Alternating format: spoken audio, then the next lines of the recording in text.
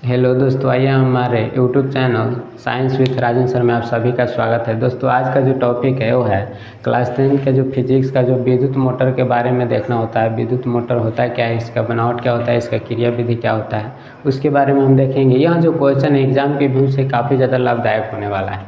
ये जो क्वेश्चन है बार बार इसको एग्ज़ाम में पूछा जाता है, तो देखेंगे कि यहाँ इसका बनावट कैसा होता है, आखिर ये कार्य कैसा होता है, विद्युत मोटर होता है क्या है। चलिए सबसे पहले हम इसको बनाने का प्रयास करते हैं।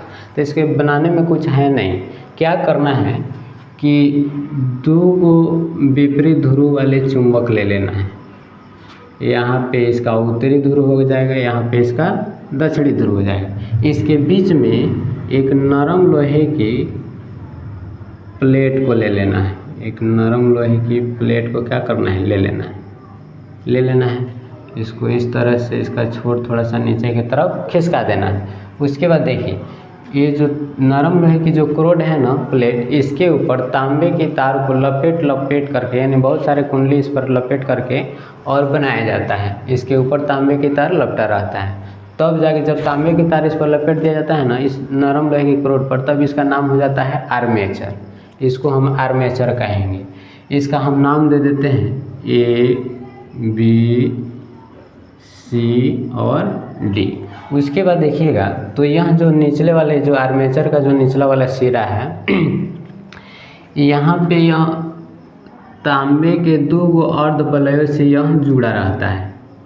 तांबे के दो अर्ध वलयों से यह जुड़ा रहता है और दोनों साइड में दो कार्बन ब्रश लगे रहते हैं। दोनों साइड में दो कार्बन ब्रश यहाँ पे लगे रहते हैं। हो गया, इसका बनावट हो गया। अब देखिएगा, इसको हम क्या करते हैं कि यहाँ पे ला करके इसमें हमको एक बैटरी या कुछ भी से हम क्या करते हैं, जोड़ देते हैं। यहाँ पे एक बैटरी से इसको जोड़ देना है। बैटरी से क्या करना है, इसको जोड़ देना है। यहाँ पे इसका बैटरी का यह प्लस वाले ध्रुव हो गया और माइनस वाले ध्रुव हो गया। धारा इधर से इधर प्रवाहित हो गया। चाहेंगे तो इसमें मीटर वगैरह कुंजी वगैरह भी लगा सकते हैं, चाहेंगे तो नहीं लगाएंगे तो मेरा काम हो जाएगा। देखिए, सबसे पहले समझिए कि यहाँ जो विद्युत मोटर है ये होता क्या है। तो जो विद्युत मोटर होते हैं ना, यह एक ऐसा युक्ति है, ऐसा यंत्र है जो विद्युत ऊर्जा को यांत्रिक ऊर्जा में बदलने का कार्य करता है। विद्युत मोटर को जब हम विद्युत ऊर्जा देंगे, यानी विद्युत धारा देंगे, तब जाके यह यांत्रिक ऊर्जा में परिवर्तित होगा। जैसे मान लीजिए फैन वगैरह में विद्युत मोटर लगा रहता है, तो हम उसमें विद्युत ऊर्जा देते हैं, विद्युत धारा पहले देते हैं, तब वह घूमने का कार्य करता है, तब हमको यांत्रिक ऊर्जा मिलती है। तो जो विद्युत मोटर होते हैं वह जो ऐसा यंत्र होता है जो विद्युत ऊर्जा को यांत्रिक ऊर्जा में बदलने का कार्य करता है। जो विद्युत मोटर का जो बनावट होते हैं इसी तरह से होता है, सेम टू सेम इसी तरह से होता है। यहाँ चाहेंगे तो इस सब का नाम भी दे सकते हैं। इसका नाम हो जाता है आर्मेचर। यह जो है कार्बन ब्रश रहता है, ये जो है बैटरी है, यहाँ पे कुंजी है। चाहेंगे तो और सब नाम लिख सकते हैं, नहीं लिखेंगे तो वो इतना से काम चल जाएगा। चलिए, यह जो विद्युत मोटर होते हैं ना, देखिए इसमें जब हम धारा देंगे तब यह घूमने का कार्य करता है। देखिएगा, यह जो फ्लेमिंग के बाएं हाथ का जो नियम है उसी नियम पर यह घूमने का कार्य करता है। फ्लेमिंग के बाएं हाथ के नियम से बल की दिशा मालूम चलती है, यानी जब विद्युत धारा देंगे ना तब हमको पता चलेगा कि बल किधर लगेगा और जो यह आर्मेचर है ये किस दिशा में नचेगा।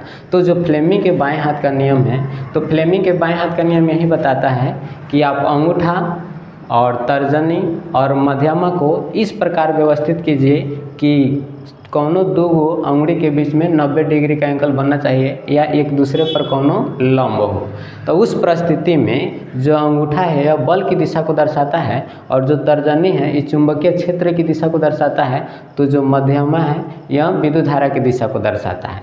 अब देखिएगा, यहाँ पे अगर हम धारा इधर से इधर की तरफ हम धारा इधर से प्रवाहित होगा प्लस वाले ध्रुव से, तो इधर अगर प्रवाहित हो रहा है तो धारा यहाँ पे इस आर्मेचर के भाग पर यानी AB वाले भाग पर धारा नीचे से ऊपर की तरफ प्रवाहित हो रहा है। तो हम फ्लेमिंग के बाएं हाथ का जो नियम है वहाँ आप लगाएंगे और देखेंगे कि यह घूमेगा किधर। अब देखिएगा धारा जो यहाँ है नीचे से ऊपर प्रवाहित हो रहा है, तो फ्लेमिंग के बाएं हाथ के नियम में जो मध्यमा है यह विद्युत धारा की दिशा को दर्शाता है। तो मध्यमा को हम क्या करेंगे, ऊपर की तरफ रखेंगे। उस परिस्थिति में जो तर्जनी है इस चुंबकीय क्षेत्र की दिशा को दर्शाता है। तो यहाँ पे हमको दो चीज़ मालूम है, एगो विद्युत धारा की दिशा है यानी नीचे से ऊपर प्रवाहित हो रहा है, और एगो चुंबकीय क्षेत्र की दिशा। तो चुंबकीय क्षेत्र की दिशा जो होती है ना हमेशा उत्तरी ध्रुव से दक्षिणी ध्रुव की तरफ होती है, यानी चुंबकीय क्षेत्र की दिशा जब होगी तब उत्तरी ध्रुव से दक्षिणी ध्रुव की तरफ होगी। तो यह जो तर्जनी है यह चुंबकीय क्षेत्र की दिशा को दर्शा रही है, तो जो मध्यमा है यह विद्युत धारा की दिशा को दर्शा रही है। ये दो चीज़ हमको मालूम है। तो जो बल लगे ना ये AB वाले भाग पर जब बल लगेगा वो किधर लगेगा, तो अंदर की तरफ लगेगा। देखिए ऐसे जब हम करेंगे तो यह जो है चुंबकीय क्षेत्र की दिशा को दर्शा रही है या विद्युत धारा की दिशा को दर्शा रही है। तो जो मेरा अंगूठा है यह बल की दिशा, यानी AB वाले भाग पर बल किधर लगेगा, तो अंदर की तरफ लगेगा। अब AB वाले भाग पर बल अंदर की तरफ लगेगा और CD वाले जो भाग है इस पर बल ऊपर की तरफ लगेगा। क्यों? क्योंकि यहाँ पे विद्युत धारा की दिशा यहाँ से जा करके और नीचे हो जाएगी, समझ रहे हैं ना। तो जब आप अंगुली को ऐसे फैला के देखिएगा तो इस वाले भाग पर बल ऊपर की तरफ लगेगा और AB वाले भाग पर बल नीचे की तरफ लगेगा, जिससे यह जो आर्मेचर है लगातार एक ही दिशा में घूमने लगता है, लगातार एक ही दिशा में घूमने लगता है। अब इसके ऊपर वाले छोर पर अगर हम कोनो ब्लेड लगा देते हैं, जैसे फैन वगैरह का जो ब्लेड होता है, तो जब इस पर ब्लेड लगा दीजिएगा ना तो वो भी नचने लगेगा और फैन के जैसा काम करने लगेगा। चाहे जो भी चीज़ को हमको नचाना हो तो यहाँ से हम नचा सकते हैं। वही चीज़ यहाँ पे लिखा गया है कि बनावट इसका क्या होता है। तब विद्युत मोटर में एक शक्तिशाली नाल चुंबक होते हैं। ये जो विद्युत मोटर है ना इसमें एक शक्तिशाली नाल चुंबक होता है, नाल के जैसा होता है। ये देख रहे हैं ना, ये पीछे की तरफ ऐसा आया होगा एकदम ऐसे घुमावदार। ये जो फिगर है 3D फिगर है इसलिए नहीं बन पा रहा है। ये जो नाल चुंबक आप देख रहे हैं बिल्कुल ऐसा होगा, ऐसे नाल के रूप में होगा, इस तरह से, समझ रहे हैं ना। तो विद्युत मोटर में एक शक्तिशाली नाल चुंबक होता है जिसके ध्रुव फलक अवतल होते हैं, अवतल बीच में धंसा हुआ होता है। इन ध्रुवों के बीच नरम लोहे की पट्टी पर, ये जो इन ध्रुवों के बीच में नरम लोहे की पट्टी पर तांबे की तार को लपेटी जाती है जिसका नाम हो जाता है आर्मेचर। आर्मेचर की छोर पीतल की बलयों से क्या होती है, पीतल की दो खंडित बलयों से यहाँ जुड़ा रहता है। इन बलयों पर कार्बन ब्रश लगा रहता है, यहाँ पे कार्बन ब्रश लगा रहता है, यहाँ पे कार्बन ब्रश लगा रहता है। कार्बन ब्रश में केवल सटा रहता है, समझ रहे हैं ना। ये नहीं नचता है, नहीं तो ये पूरा तरवे नचने लगता है, बैटरी सहित सब नचने लगता है। तो केवल यह संपर्क में रहता है, सटा हुआ नचता है इसके ऊपर वाला भाग। यहाँ से कार्बन ब्रश केवल टॉर्चर में रहता है जिससे केवल धारा यहाँ से प्रवाहित हो जाती है, लेकिन यहाँ से इस वाले भाग से और इस वाले भाग पे ये जो तार है ये नचता नहीं, बाकी ये ऊपर वाले भाग ही नचता है।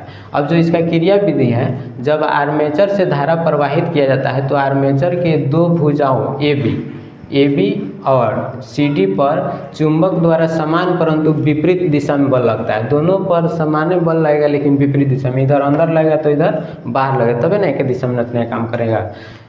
बल लगता है जिससे बल के कारण आर्मेचर लगातार एक ही दिशा में घूमता है, फलतः विद्युत ऊर्जा यांत्रिक ऊर्जा में रूपांतरित हो जाती है। यही विद्युत मोटर है। यदि आर्मेचर की धुरी पर ब्लेड लगा दिया जाए तो यह विद्युत पंखा का कार्य करने लगता है। चलिए आज का जो मेरा टॉपिक है बेसिकली हम यह एग्जाम के व्यू से बना रहे हैं।